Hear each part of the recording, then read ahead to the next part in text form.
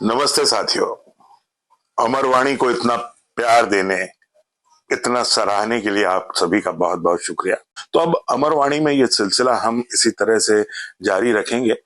तो आज हम जिस विषय पर अमरवाणी में बात करने वाले हैं वो विषय बिल्कुल अभी ताजा ताजा है। आप सभी जो थोड़ा बहुत भी न्यूज चैनल्स के साथ जुड़े रहते हैं या अखबारों के जरिए इस बात की जानकारी लेते रहते हैं कि राजनीतिक हलकों में राजनीतिक परिदृश्य इस समय क्या चल रहा है, तो आप ये जानते ही होंगे कि कांग्रेस से बहुत से लोग अपना दामन छुड़ा के और गठबंधन जो है वो अपना नया गठबंधन भारतीय जनता पार्टी के साथ कर रहे हैं।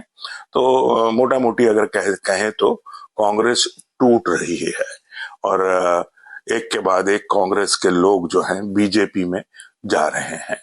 तो अब आपको ये लग रहा होगा या आज के दौर के इस जनरेशन के जो हमारे युवा जो साथी हैं, जो या ये कह सकते हैं कि 2024 में जो नए वोटर होंगे, जो पहली बार वोट करेंगे, उनको ये लग रहा होगा कि ऐसा शायद पहली बार हो रहा है, या कुछ और भी श्रोता या हमारे जो दर्शक हैं वो ये उनको लगता होगा कि कोई नई चीज हो रही है।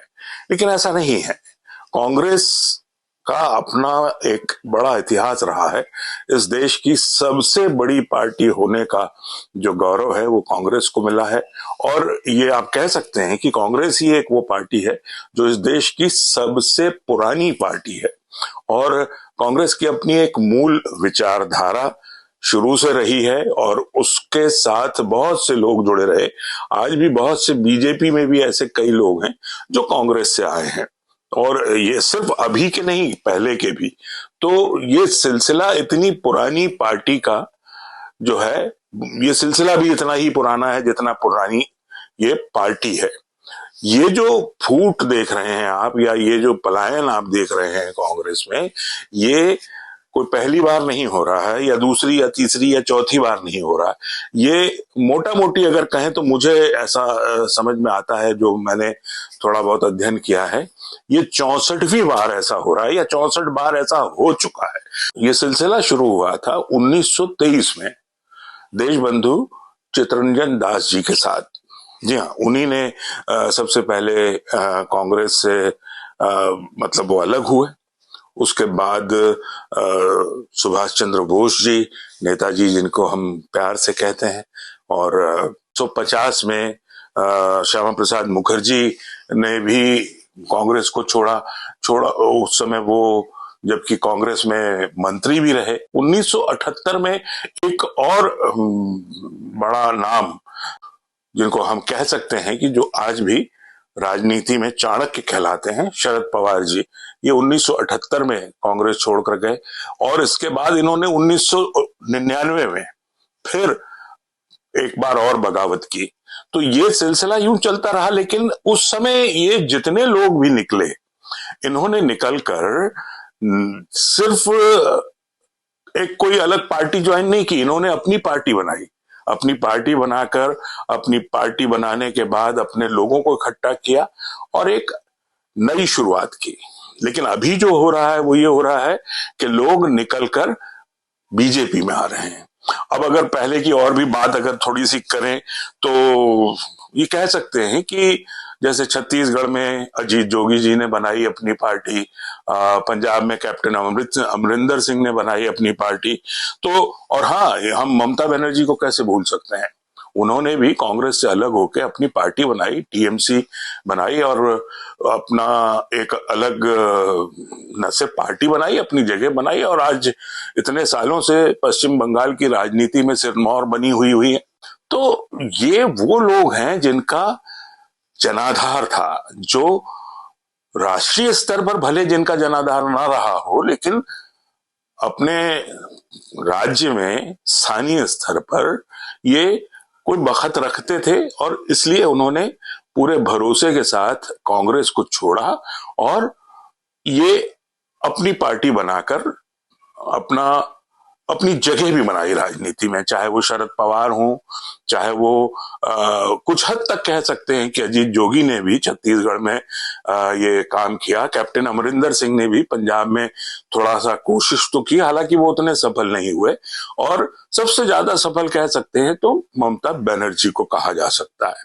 बहरहाल ये जो बड़ा लंबा इतिहास है, इसमें और भी बहुत कुछ कहा जा सकता है, लेकिन इसका जिक्र मैंने सिर्फ इसलिए किया कि ये जो कांग्रेस में इस तरह का जो पलायन चल रहा है, जो जितिन प्रसाद उत्तर प्रदेश के हों, या मध्य प्रदेश में ज्योतिरादित्य सिंधिया हों, या आपके मिलिंद देवड़ा हों, ये जो लोग कांग्रेस को छोड़ छोड़कर भारतीय जनता पार्टी में आ रहे हैं।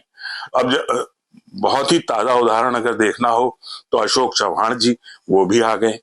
फिर कमलनाथ जी, जो कुछ समय तक दिल्ली में 2-3 दिन कह सकते हैं कि डेरा डाले बैठे रहे, और ये उस समय बात चल रही थी कि वो बहुत जल्द बीजेपी ज्वाइन कर लेंगे, और ये निश्चित रूप से हो जाता, लेकिन वो जो प्रेशर रहे थे, कांग्रेस पे प्रेशर बना रहे थे, और बीजेपी के साथ शायद बार्गेन चल रहा था, और शायद वो शर्तें जो थी बीजेपी ने नहीं मानी, तो वो वापस अपने पेवेलियन पर लौट आए। बहरहाल ये सारी बातें मेरे करने का कारण सिर्फ यह है कि इस समय जो पलायन हो रहा है और जो पहले पलायन हुआ है, उनमें क्या फर्क है। पहला फर्क तो यह है कि उस समय मूल विचारधारा के साथ, कांग्रेस की मूल विचारधारा के साथ शुरुआत जो पलायन की हुई, या कहना चाहिए कि अलग होने की बात हुई, वो कांग्रेस की जो मूल विचारधारा थी उससे लोग अलग हुए। यानी वो शायद कांग्रेस की और उनकी विचारधारा में कहीं कोई थोड़ी बहुत कह सकते हैं कि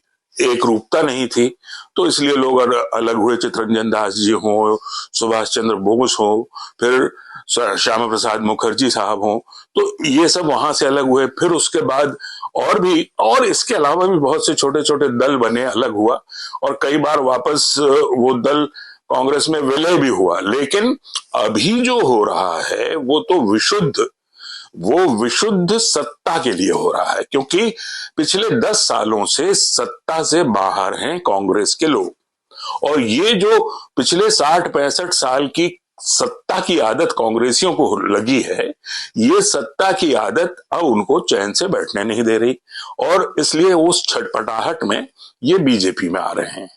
अब सवाल ये है कि बीजेपी इनको ले क्यों रही है, क्यों ले रही है साहब। बीजेपी को तो पूरा भरोसा है कि 370 सीट, जैसे कि प्रधानमंत्री मोदी जी संसद में बोल चुके हैं कि 370 तो सीट हमारी हैं और 400 पार हम हो जाएंगे एनडीए के साथ। जब आपको इतना भरोसा है तो इन कांग्रेसियों को आप क्यों ले रहे हैं, जबकि ये वही कांग्रेसी हैं जो पिछले 10 सालों से बार बार कोशिश कर रहे हैं अपने कांग्रेस के दरवाजे से सत्ता में पहुंचने की, और जनता इनको आने नहीं दे रही। अब जब ये बीजेपी के टिकट पर वापस जनता के सामने जाएंगे, तो आप सोचने की बात है कि जनता को आप दुविधा में डाल रहे हैं, या जनता को आप मिसगाइड कर रहे हैं, भ्रमित कर रहे हैं, क्या कर रहे हैं।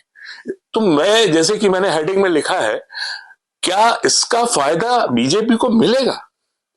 क्या बीजेपी इस पूरी ये जो पलायन हो रहा है, इसको अपने पाले में जिनको ले रही है, क्या इससे जनता खुश होगी? ये अलग बात है कि मोदी लहर में शायद वापस मोदी जी 2024 में सत्ता पे आ जाएं, लेकिन क्या वो 370 सीटें जिनकी बात मोदी जी संसद में कर रहे हैं, क्या वो सारी की सारी बातें उसी तरह से हो पाएंगी? 370 सीटें जनता क्या इस बात को पूछेगी नहीं कि जिन लोगों को हम नकार चुके हैं, और पिछले 2 चुनावों में हम नकार चुके हैं, बार बार नकार रहे हैं, कि वो हमारे सामने खड़े हो रहे हैं, तो क्या ये जनता उनको कबूल करेगी? मुझे तो इस पे थोड़ा सा संदेह होता है। और फिर ये भी बात है कि सवाल यह है कि जनता ये भी तो इनके मुंह से बार बार सुनती है कि ईडी, सीबीआई और इनकम टैक्स की का डर दिखाकर इनको यहां अपनी तरफ खींचा जा रहा है। अब खैर ये तो विवाद की बात भी हो सकती है, वाद विवाद की बात भी हो सकती है, इसमें सच कितना है झूठ कितना है, इस पे मैं नहीं जा रहा हूं, मुझे इससे कोई लेना देना भी नहीं।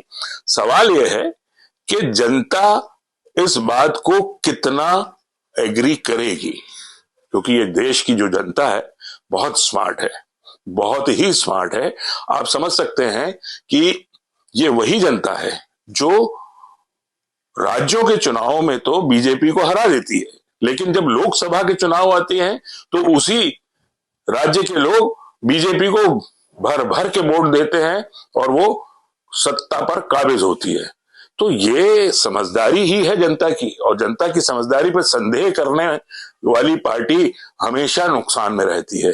तो ये बात थोड़ा सा कहीं ना कहीं बीजेपी भी सोच रही होगी। मैं ये नहीं कहता हूं कि वो इस तरफ ध्यान नहीं देते होंगे, वो सब बहुत समझदार और बहुत जानकार लोग हैं और इस बात पर वो भी विचार कर रहे होंगे।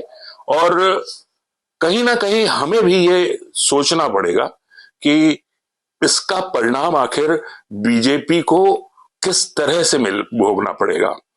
क्या ये बीजेपी के हक में है, क्या इसका नुकसान होगा? खैर, ये तो 2024 के इलेक्शन के बाद हम और आप जान ही जाएंगे। फिलहाल हम इंतजार करेंगे आपके वोट का, यानी आप इस पर वोट कीजिए। आप बताइए आपको क्या लगता है कि कांग्रेस का ये पलायन बीजेपी के लिए फायदेमंद है या नुकसानदायक है? यानी जो भागकर बीजेपी में आ रहे हैं वो कांग्रेस को नुकसान तो पहुंचा रहे हैं, लेकिन बीजेपी को कितना फायदा पहुंचाएंगे ये आप हमें बताइएगा। और हम फिर बहुत जल्द मिलेंगे अमरवाणी के एक और वीडियो के साथ। तब तक के लिए नमस्कार।